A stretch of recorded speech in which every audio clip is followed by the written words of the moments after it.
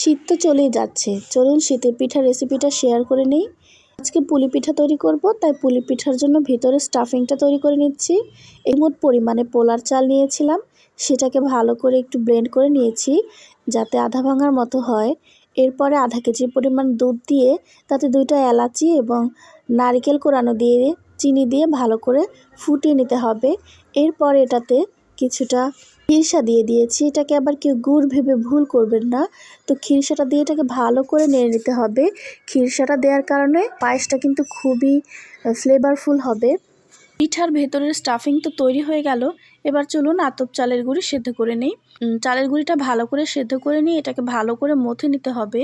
পরে হাতের সাহায্যে ভালো করে পিঠার কাইটা গোল করে পিঠার মতো বানিয়ে নিয়ে সেটাতে যে স্টাফিংটা তৈরি করেছিলাম সেখান থেকে পরিমাণ মতো দিয়ে এভাবে ভাঁজ করে নিতে হবে। এটা আপনাকে দেখে দেখেই শিখে নিতে হবে।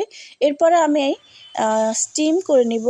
স্টিম করার জন্য এখানে আমি একটি স্টিলের জালি নিয়েছি, এটাতেই আমি চুলার উপর পাতিল বসিয়ে পাতিলের উপর এটা দিয়ে তারপরে স্টিম করে নেব। 4 থেকে 5 মিনিট স্টিম করার পর পিঠা কিন্তু নামিয়ে নিতে হবে। বেশি সিদ্ধ হয়ে গেলে কিন্তু পিঠার ভেতরের স্টাফিং ফেটে বের হয়ে যাবে। ভিডিওটি ভালো লাগলে একটি লাইক দিয়ে চ্যানেলটি সাবস্ক্রাইব করে পাশেই থাকবেন।